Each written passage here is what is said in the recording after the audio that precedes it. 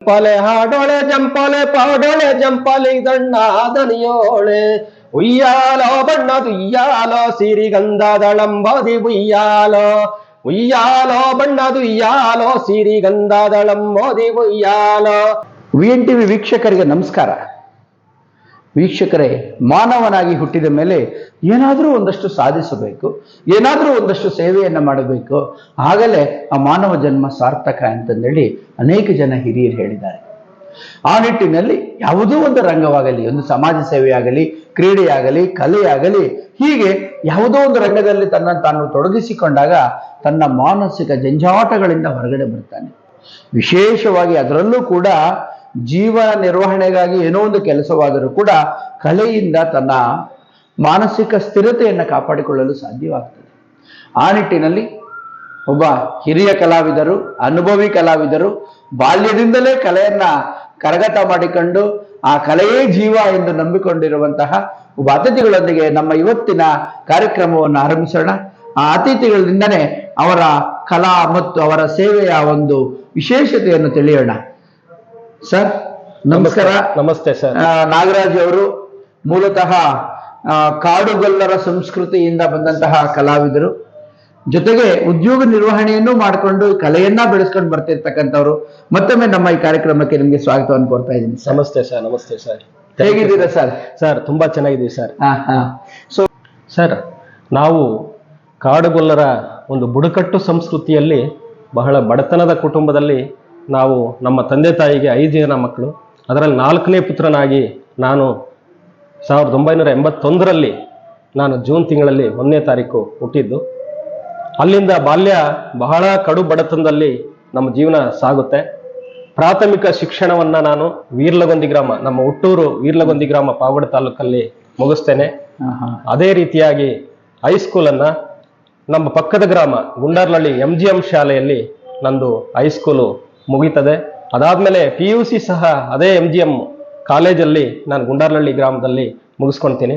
ಅದೇ ರೀತಿಯಾಗಿ ನಾನು ಪಾವಗಡದಲ್ಲಿ ಸರ್ಕಾರಿ ಪ್ರಥಮ ದರ್ಜೆ ಕಾಲೇಜಲ್ಲಿ BA ಪದವಿ HEP ತಗೊಂಡು BA ಪದವಿ ಅತ್ಯುನ್ನತ ಶ್ರೇಣಿಯಲ್ಲಿ ಪಾಸಾಗಿ, ನಂತರ ಸಮಾಜ ಕಾರ್ಯ ವಿಭಾಗದಲ್ಲಿ ಸಮಾಜ ಕಾರ್ಯ ವಿಷಯದಲ್ಲಿ ನಾನು ಬೆಂಗಳೂರು ವಿಶ್ವವಿದ್ಯಾಲಯದಲ್ಲಿ ಸ್ನಾತಕೋತ್ತರ ಪದವಿಯನ್ನು ಸಹ ಪಡೆದು, ನಂತರ ತುಮಕೂರು ವಿಶ್ವವಿದ್ಯಾಲಯದಲ್ಲಿ B.Ed ಪದವಿ ಪಡ್ಕೊಳ್ತೀನಿ.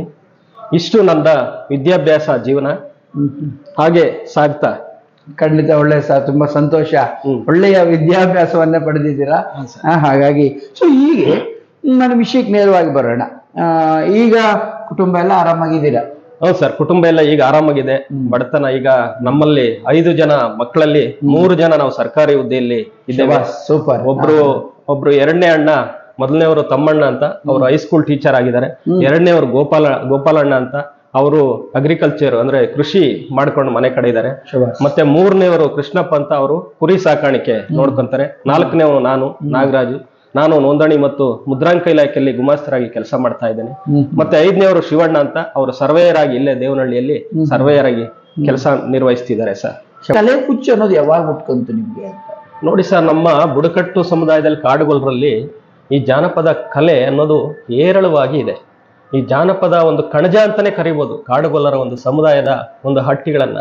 ಹೇಗೆ ಅಂದ್ರೆ, ಈಗ ನಮ್ಮ ತಾಯಿ ಸೋಬಾನೆ ಹಾಡುಗಳನ್ನ ನಮ್ಮಲ್ಲಿ ಈ ಹೆಣ್ಣು ಮಕ್ಕಳು ಮೈನೆರೆದಂತ ಸಂದರ್ಭದಲ್ಲಿ, ಅಥವಾ ಮದುವೆ ಶಾಸ್ತ್ರದ ಸಂದರ್ಭಗಳಲ್ಲಿ, ಮತ್ತೆ ಮಗು ಹುಟ್ಟದಂತ ಸಂದರ್ಭದಲ್ಲಿ ತೊಟ್ಲು ಹಾಡುಗಳಾಡುವಂಥದ್ದು, ಶಿಶು ಪ್ರಾಸದ ಹಾಡುಗಳನ್ನ ಆಡುವಂಥದ್ದು, ಈ ಸಂಸ್ಕೃತಿ ನಮ್ಮ ತಾಯಿ ಮತ್ತೆ ನಮ್ಮ ದೊಡ್ಡಕ್ಕ ಅಂತ ಒಬ್ರು ಇದ್ದಾರೆ. ಅವರು ಅಷ್ಟೇ, ಅವರು ನಾನು ಬಾಲ್ಯದಿಂದಲೂ ಆ ಹಾಡುಗಳನ್ನ ಕೇಳಿ ಆ ಕಡೆ ಪ್ರೇರಣೆ ನಂದು ಬಂತು. ಅಂದ್ರೆ ಹಾಗಿದ್ರೆ ನೀವು ಚಿಕ್ಕ ಹುಡುಗನಾಗಿದ್ದಾಗೇನೆ ಆ ಮಾತೆಯರ, ಆ ತಾಯಂದಿರ ಹಾಡುಗಳನ್ನು ಕೇಳಿ ಆ ಕಲೆಯನ್ನ ನೋಡಿ ಬಂದಿದೆ. ಸೊ ಅಲ್ಲಿಗೆ ಸ್ಫೂರ್ತಿ ನಿಮ್ಮ ತಾಯಿಯ ಮತ್ತೆ ನಿಮ್ಮ ದೊಡ್ಡಮ್ಮ, ಆಮೇಲೆ ಮತ್ತೆ ನಮ್ಮ ಚಿಕ್ಕಣ್ಣ ಅಂತ ಗಣೆ ಕಲಾವಿದರಿದ್ದಾರೆ, ನಮ್ಮ ಅವರೊಬ್ರು, ಮತ್ತೆ ಸಣ್ರಮ್ಮಪ್ಪ, ಬಡಪ್ಪ, ಈ ತರ ಹಿರಿಯ ಕಲಾವಿದರಿಂದ ನನಗೆ ಈ ಕಲೆ ಹುಚ್ಚು ಹಿಡಿತು ಸರ್ ಬಾಲ್ಯದಲ್ಲಿಯೇ. ಅಂದ್ರೆ ಅದಕ್ಕೆ ನೀವು ಬಾಲ್ಯ ಕಲಾವಿದರಂತಾನೆ ಹೇಳ್ಬಹುದು ಈಗ? ಹೌದು ಸರ್, ಹೌದು ಸರ್. ಬಹಳ ಸಂತೋಷ ಸರ್. ಹಾಗಿದ್ರೆ ನಾನು ಇನ್ನಷ್ಟು ಪ್ರಶ್ನೆ ಮಾಡ್ತೀನಿ ಮಧ್ಯದಲ್ಲಿ.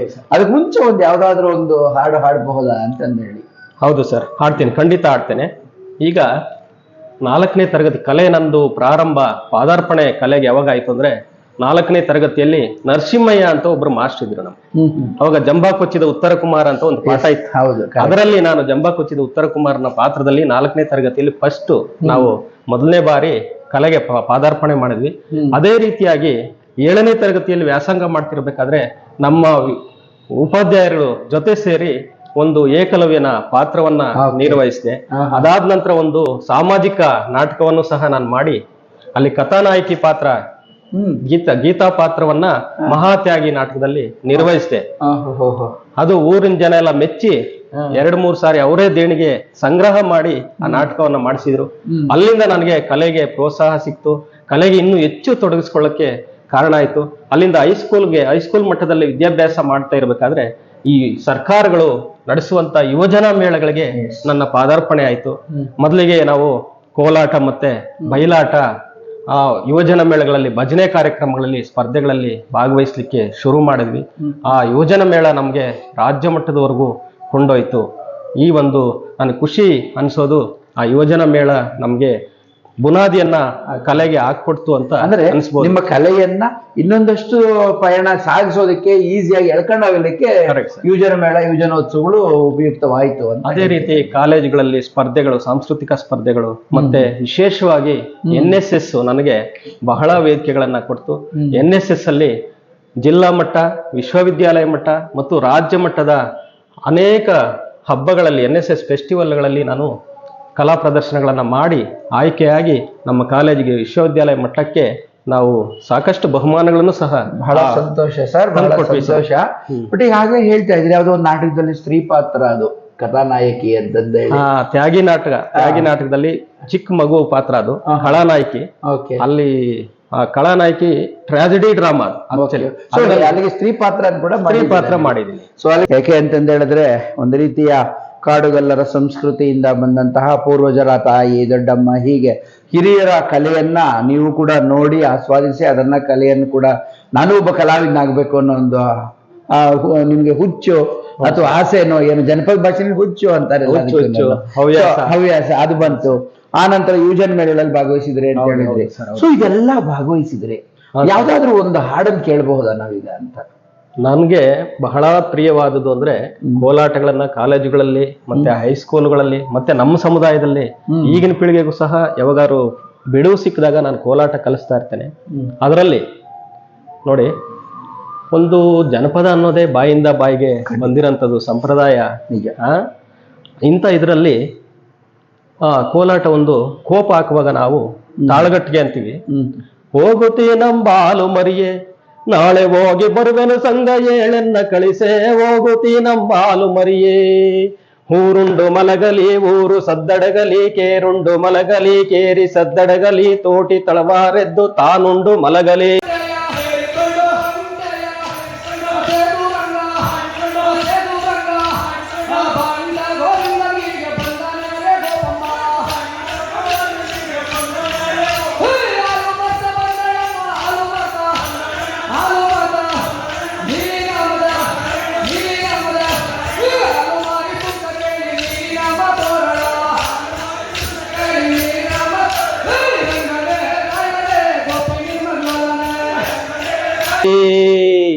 ನೀ ಬರುವ ಹೊತ್ತಿಗೆ ನಾ ಬರುವೆ ಜಾಣ, ಹೋಗುತ್ತೀ ನಂಬಾಲು ಮರಿಯೇ, ಹೋಗುತ್ತೀ ನಂಬಾಲು ಮರಿಯೇ. ಈ ರೀತಿ ಆಳುಗಟ್ಟಿಗೆ ಹಾಕೊಂಡು ನಾವು ಕುಣಿತಾ ಇದ್ರೆ ಗೆಜ್ಜೆ ಕಾಲಕ್ಕೆ ಗೆಜ್ಜೆ ಕಟ್ಕೊಂಡು ಹಾಕ್ತಿವಿ ಸರ್. ಕೋಲಾಟ ಹಾಕ್ತಿವಿ ನಾವು. ಯಾಕಂದ್ರೆ ನಮ್ಮ ಸಮುದಾಯದಲ್ಲಿ ಈ ಹಬ್ಬ ಹರಿದಿನಗಳಲ್ಲಿ ಆಲೋಯ ಹಬ್ಬ ಅಂತ ಒಂದು ವಿಶೇಷವಾದ ಒಂದು ಹಬ್ಬ, ನಮ್ಗೆ ದೊಡ್ಡ ಹಬ್ಬ ಅದು. ನಾವು ಎಲ್ಲೋ ಕುರಿ ಮತ್ತೆ ಅರೆ ಅಲೆಮಾರಿಗಳು ಕುರಿ ಮತ್ತೆ ದನಗಳ ಪಶು ಸಂಗೋಪನೆಗಾಗಿ ಊರು ಬಿಟ್ಟು ಬಹಳ ದೂರ ಹೋದಾಗ ವರ್ಷಕ್ಕೊಮ್ಮೆ ದೀಪಾವಳಿ ಸಮಯದಲ್ಲಿ ನಾವು ಒಂದು ಗುಡಿಯಲ್ಲಿ ನಮ್ಮ ಹಟ್ಟಿ ಸ್ಥಾನದಲ್ಲಿ ಒಂದು ಗುಡಿ ಕಟ್ಟು ಅಂತ ಮಾಡ್ಕೊಂಡಿರ್ತೀವಿ. ಅಂತ ಗುಡಿಯಲ್ಲಿ ಸೇರಿ ನಮ್ಮಲ್ಲಿ ಹೊಲ ಗದ್ದೆಗಳಲ್ಲಿ ಏನ್ ಬೆಳೆದಿರ್ತೀವಿ, ದವಸ ಧಾನ್ಯ, ಒಂದು ತೆನೆಗಳನ್ನ ಮತ್ತು ಸಮೃದ್ಧಿ ಅಂತ ಹೇಳ್ತೀವಿ ನಾವು, ಸುಗ್ಗಿ ಹಬ್ಬ ಅಂತ ಹೇಳ್ತೀವಿ, ಹಾಲೋಯ ಹಬ್ಬ ಅಂತ ಎಲ್ಲ ಸೇರಿ ನಾವು ಕಾಡು ಒಂದ್ ಕಡೆ ಸೇರಿ ಹಾಲು ಸಗಣಿ ಕಟ್ಟೆಯನ್ನ ಕಟ್ಟಿ ಅದಕ್ಕೆ ಹೂಗಳಿಂದ ತೆನೆಗಳಿಂದ ಶೃಂಗಾರ ಮಾಡಿ ನಾವೆಲ್ಲ ಇದೇ ರೀತಿ ಕೂಡಿ ಬಾಳ್ತೀವಿ ಅಂತ ಹಾಲು ಒಯ್ದು ಅವತ್ತು ಸಂಭ್ರಮ, ಹೊಸ ಬಟ್ಟೆಗಳನ್ನ ಧರಿಸಿ ಹಾಲು ಒಯ್ದು ರಾತ್ರಿ ಎಲ್ಲ ದೇವರು ಮೆರವಣಿಗೆ, ಮಣೆವು ಕುಣಿತ ಈ ತರ ಮಾಡಿಕೊಂಡು ನಾವು ಕಾಲ ಕಳೆಯಂತ ಒಂದು ಸಮಯ ಅದು ನಮ್ಮ ಹಾಲೋಯ ಹಬ್ಬ. ಬಹಳ ಶ್ರೇಷ್ಠವಾದ ಹಬ್ಬ. ಅದು ನಮ್ಮ ಸಮುದಾಯದಲ್ಲಿ ಮೊದಲಿಂದನೂ ಪೂರ್ವದಿಂದನೂ ನಡ್ಕೊಂಡು ಬಂದಿದೆ. ಅಂದ್ರೆ ಈ ಜೀವನ ಸಂಗೋಪನೆಗಾಗ್ಲಿ ಅಥವಾ ಪಶುಪಾಲನೆಗಾಗಿ ಎಲ್ಲೇ ಹೋದ್ರೆ ಕೂಡ ಆ ಸಮಯಕ್ಕೆ ಎಲ್ಲರೂ ಒಟ್ಟಿಗೆ ಎಲ್ಲರೂ ಬಂದು ಹಿಂಗೆ ಒಟ್ಟಾಗಿ ನಾವು ಇರಬೇಕು ಅನ್ನೋ ಸಂಕೇತಕ್ಕಾಗಿ ಆ ಹಾಲೋಯ ಹಬ್ಬವನ್ನ ಬಹಳ ಸಂಭ್ರಮದಿಂದ ಖುಷಿಯಿಂದ ಒಂದು ಕಡೆ ಸೋಬಾನೆ ವೀರಗಾರ ಪದಗಳನ್ನ ಆಡ್ಕೊಂಡು, ಒಂದು ಕಡೆ ಕೋಲಾಟ, ಒಂದು ಕಡೆ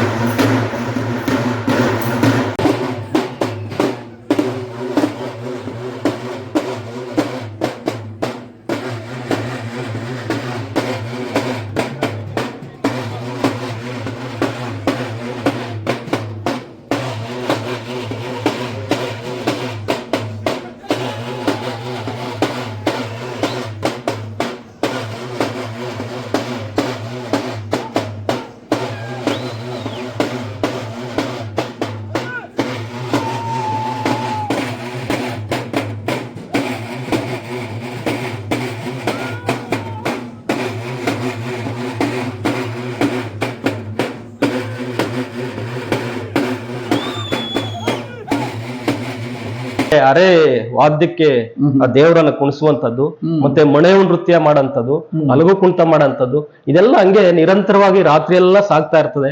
ರಾತ್ರಿ ನಾವು ಹೇಗ್ ಕಳೆದ್ವಿ, ಮಕ್ಕಳು ಮತ್ತೆ ಹೆಣ್ಣು ಮಕ್ಕಳು ಮತ್ತೆ ಗಂಡು ಮಕ್ಕಳು ಎಲ್ಲ ಸೇರಿ, ಹಿರಿಯರು ಚಿಕ್ಕ ಮಕ್ಕಳು ಎಲ್ಲ ಸೇರಿ ನಾವು ರಾತ್ರಿ ಎಲ್ಲ ಹೆಂಗ್ ಕಳೆದ್ವಿ ಆ ಖುಷಿಯಲ್ಲಿ ಅಂತಾನೆ ನಮಗ್ ಗೊತ್ತಾಗಲ್ಲ.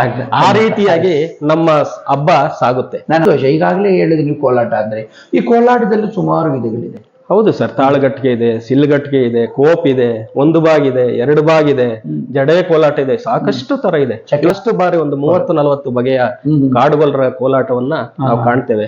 ಈಗ ಕೋಪ್ ಹಾಕ್ಬೇಕಾದ್ರೆ ರಾಮೋ ರಾಮ ಕೋದಂಡಲಗು ರಾಮೋ, ರಾಮೋ ರಾಮ ಕೋದಂಡಲಗು ರಾಮೋ, ಒತ್ತಿನ ಸಿಮೇರೋ ಎತ್ತಿಗ್ ಬಂದ 5-6 ಎತ್ತಿ ನೋಡ್ಕಾರ ಮಲ್ಗೆವನೆ ರಾಮೋ, ರಾಮೋ ರಾಮ ಕೋದಂಡಲಗು ರಾಮೋ, ರಾಮೋ ರಾಮ ಕೋದಂಡಲಗು ರಾಮೋ, ಮುತ್ತಿನ ಸಿಮೇರೋ ಎತ್ತಿಗ್ ಬಂದ 5-6 ಎತ್ತಿ ನೋಡ್ಕಾರ ಮಲ್ಗೆವನೆ ರಾಮೋ, ಎತ್ತಿ ನೋಡ್ಕಾರ ಮಲ್ಗೆವನೆ ರಾಮೋ, ಎತ್ತಿ ನೋಡ್ಕಾರ ಮಲ್ಗೆವನೆ ಎತ್ತಯ್ಯ ಆಲಾದ ಮರಕ್ಕೆ ತಲೆ ಕೊಟ್ಟು ರಾಮೋ, ರಾಮೋ ರಾಮ ಕೋದಂಡಲಗು ರಾಮೋ, ರಾಮೋ ರಾಮ ಕೋದಂಡಲಗು ರಾಮೋ. ಈ ತರ ಕೋಪಿಗೆ ನಾವು ಹಾಡನ್ನ ನೋಡಿ, ನೀವು ಹೆಂಗಿದೆ ಅಂತ ಹೇಳಿದ್ರೆ ಆ ಹಾಡು ಒಂದು ನಾದಕ್ಕೆ ಆ ಕೋಲು ಕೂಡ ಹಾಗೆ ಕುಣಿತಾ ಇದೆ ಸರ್. ಹೆಜ್ಜೆಗೆ ತಕ್ಕಂತೆ ಮತ್ತೆ ಹಾವ ಭಾವ, ನಮ್ಮ ದೇಹ ಮತ್ತೆ ಕಣ್ಣು, ನಮ್ಮ ಮುಖ ಎಲ್ಲ ಚರ್ಯಗಳೆಲ್ಲ ಈ ಜನಪದನೇ ಅಷ್ಟು ಎಲ್ಲಾ ಕೆಲಸ ಮಾಡಬೇಕಾಗುತ್ತೆ. ಒಂದ್ ಕಡೆ ಜೊತೆಗೆ ನೀವು ಉದ್ಯೋಗ ಮಾಡ್ತಾ ಇದ್ದೀರಾ. ಹೌದು ಸರ್, ಹೌದು ಸರ್. ಮುದ್ರಾಂಕಲೆಯಲ್ಲಿ ಗುಮ್ಮಸ್ತರಾಗಿ ಕೆಲಸ ಮಾಡ್ತಾ ಇದ್ದೀರಾ. ಸೊ ಮೂಲತಃ ಕಲಾವಿದರಾಗಿ ಬಂದ್ರಿ. ಹೌದು ಸರ್, ಸುಮಾರು ವರ್ಷಗಳು ಕಲಾವಿದರಾಗಿದ್ರಿ. ಕೆಲಸ ಸಿಗಕ್ ಹೌದು ಸರ್, ಹೌದು. 1996ರಲ್ಲಿ ಫಸ್ಟ್ ನಾವು ಮೊದಲನೇ ಸಾರಿ ಯುವಜನ ಮೇಳ, ತಾಲೂಕು ಮಟ್ಟದ ಯುವಜನ ಮೇಳಕ್ಕೆ ನಮ್ದು ಸರ್ಕಾರದ ಕಾರ್ಯಕ್ರಮ ಅಂತ ಅಧಿಕೃತವಾಗಿ ನಾವು ಪಾದಾರ್ಪಣೆ ಮಾಡಿದ್ವಿ ವೇದಿಕೆಗೆ. ಅವಾಗ ಕೋಲಾಟ ಮತ್ತೆ ಜಾನಪದ ನೃತ್ಯ, ಜಾನಪದ ಗೀತೆ ಮತ್ತೆ ಬಯಲಾಟ ಈಗ ಈವೆಂಟ್ಸ್ ಅಲ್ಲಿ ನಾವು ಸ್ಪರ್ಧೆಗಳಿಗೆ ಭಾಗವಹಿಸ್ತಾ ಇದ್ವಿ. ಅಲ್ಲಿಂದ ಹಿಡಿದು ಇಲ್ಲಿವರೆಗೂ ನಮ್ಗೆ 2009ರಲ್ಲಿ ನನಗೆ ಉದ್ಯೋಗ ಸಿಗೋವರೆಗೂ ಸಹ ಸಾಕಷ್ಟು ಬೀದಿ ನಾಟಕಗಳಲ್ಲಿ ಒಂದು 200 ಬೀದಿ ನಾಟಕಗಳಲ್ಲಿ ನಾನು ಭಾಗವಹಿಸಿದ್ದೇನೆ. ತಾಲೂಕಲ್ಲಿ ನಮ್ಮಲ್ಲಿ ಪಾವಗಡದಲ್ಲಿ ಈ ಕಂಬಳಿ ಹುಳುಗಳ ಕಾಟ ಈ ಕಡಲೆ ಗಿಡಕ್ಕೆ ಬಹಳ ಇತ್ತು. ಆ ಟೈಮಲ್ಲಿ ಕೃಷಿ ಇಲಾಖೆಯಿಂದ ಒಂದು ಬೀದಿ ನಾಟಕ ಆಯೋಜನೆ ಮಾಡಿದ್ರು. ಅದರಲ್ಲಿ ನಾನು ಬೀದಿ ನಾಟಕ ಒಂದು 130 ಶೋನಲ್ಲಿ 130 ಹಳ್ಳಿಗಳಲ್ಲಿ ನಾನು ಇದರ ಬಗ್ಗೆ ಅರಿವು ಮೂಡಿಸಕ್ಕೆ, ಮತ್ತೆ ಹೆಲ್ತ್ ಡಿಪಾರ್ಟ್ಮೆಂಟ್ ಅಲ್ಲಿ ಆರೋಗ್ಯ ಇಲಾಖೆಯಿಂದ ಸಾಕಷ್ಟು ಈ ಅರಿವು ಕಾರ್ಯಕ್ರಮ ಜಾಥಾಗಳಲ್ಲಿ ಮತ್ತೆ ಬೀದಿ ನಾಟಕಗಳಲ್ಲಿ ಭಾಗವಹಿಸಿದ ಅನುಭವ ನನಗಿದೆ ಸರ್. ನೀವು ಉದ್ಯೋಗಸ್ಥರಾಗಿದ್ದೀರಾ, ಮೂಲತಃ ಕಲಾವಿದರಿದ್ರಿ. ಹೌದು. ಈಗ ಉದ್ಯೋಗ ಕಲೆ ಎರಡಕ್ಕೂ ಸಮಸ್ಯೆ ಏನಾಗಲ್ವಾ ಅಂತ? ಈಗ 2009ರವರೆಗೂ ನಾನು ಪ್ರೈವೇಟ್ ಅಲ್ಲಿ ಖಾಸಗಿ ಕಂಪನಿಗಳಲ್ಲಿ ಇನ್ಫೋಸಿಸ್ ಒಂದು ಅಕ್ಷರ ಫೌಂಡೇಶನ್ ಇತ್ತು, ಅಲ್ಲಿ ಕೋಆರ್ಡಿನೇಟರ್ ಆಗಿ ಎಲ್ಲ ನಿರ್ವಹಿಸ್ತಾ ಇದ್ದೆ. ಅಲ್ಲಿ ನನಗೆ ಕಲೆಗೂ ಮತ್ತೆ ನನ್ನ ಕೆಲಸಕ್ಕೂ ಪೂರಕವಾಗಿತ್ತು.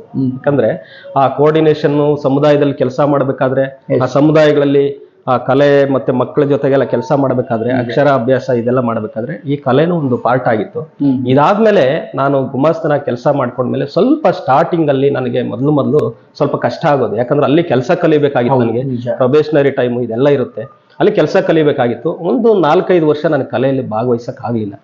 ಆದ್ರೂ ಕೂಡ ಎಲ್ಲೋ ಒಂದ್ ಕಡೆ ಎಲ್ಲಾದ್ರೂ ಕಾರ್ಯಕ್ರಮ ನಡೀತಿದೆ ಅಂದ್ರೆ ಅಟ್ಲೀಸ್ಟ್ ವೀಕ್ಷಕನಾಗಿ ಹೋಗ್ತಾ ಇದ್ದೆ. ಆದ್ರೆ ಕಾರ್ಯಕ್ರಮಗಳು ಕೊಡೋಕ್ಕೆ ಎಲ್ಲಿಗೆ ಸಾಧ್ಯವಾಗ್ಲಿಲ್ಲ ಒಂದು 5 ವರ್ಷ.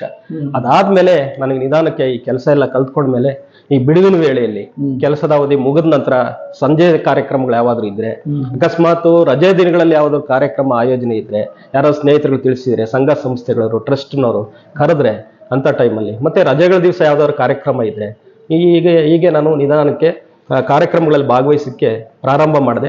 ಈಗೇನು ನನಗೆ ಹಂಗ ಅನಿಸ್ತಾ ಇಲ್ಲ, ಕೆಲಸನೂ ನಿರ್ವಹಿಸ್ತೇನೆ, ಸಕ್ರಿಯವಾಗಿ ಕೆಲಸದಲ್ಲೂ ನಿರ್ವಹಿಸಿಕೊಂಡು ಮತ್ತೆ ನಾನು ಬಿಡುವಿನ ವೇಳೆಯಲ್ಲಿ ಈ ಕಲಾ ಸೇವೆಯನ್ನು ಸಹ ಮಾಡ್ತಾ ಇದ್ದೀನಿ. ಕಲೆಗಳಲ್ಲಿ ವಿವಿಧ ರೀತಿಯ ಕಲೆಗಳಿದೆ. ಹೌದು ಸರ್. ಅಲ್ಲ, ಸೊ ಆ ಕಲಾ ಪ್ರಕಾರಗಳು ಯಾವುದು ಅಂತ ಹೇಳಬಹುದಾ? ನೋಡಿ ಸರ್, ನಮ್ಮ ಕಲೆಗಳಲ್ಲಿ ಪುರುಷರು ಆಡುವಂತ ಜನಪದ ಹಾಡುಗಳೇ ಬೇರೆ ನಾವು ವಿಂಗಡಿಸೋದಾದ್ರೆ, ಪುರುಷರು ಮಾಡುವಂತ ಕಲೆಗಳೇ ಕೆಲವೊಂದಿದಾವೆ, ಮಹಿಳೆಯರು ಮಾಡುವಂತ ಹಾಡುಗಳೇ ಕೆಲವಿದಾವೆ. ಪುರುಷರು ಈಗ ಗಾಡಿ ಹೊಡೆಯುವಂತ, ಹಂತಿ ಹೊಡೆಯುವಂತ ಸಂದರ್ಭದಲ್ಲಿ, ಈಗ ಈ ವೀರಗಾರರ ದೇವರು ಮೆರವಣಿಗೆ ನಡೆಯುವಂತ ಸಂದರ್ಭದಲ್ಲಿ ಹಾಡುವಂಥದ್ದು ಗಂಡಸರ ಪದಗಳು. ಅದೇ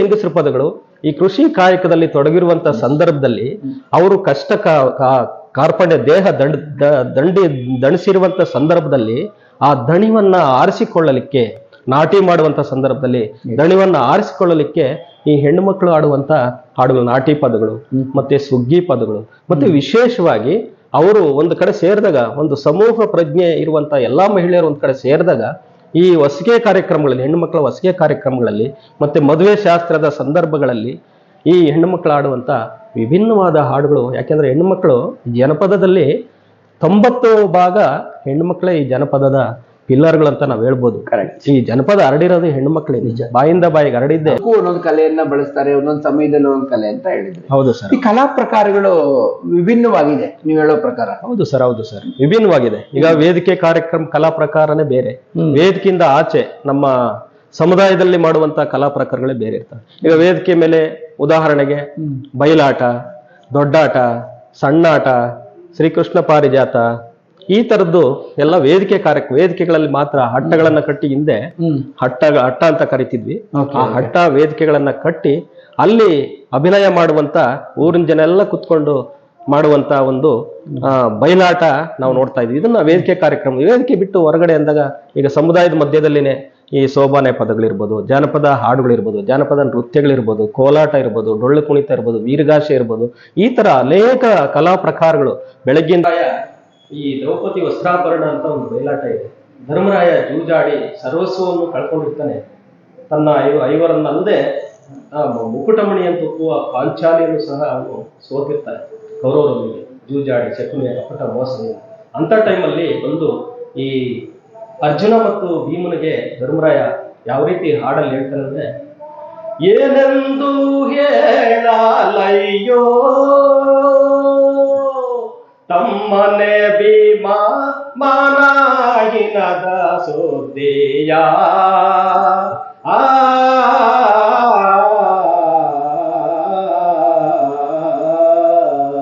ನಳಿನ ನೇತ್ರಿಯ ಐವಾರ ಸೋತೆ ಏನೆಂದು ಹೇಳಲಯ್ಯೋ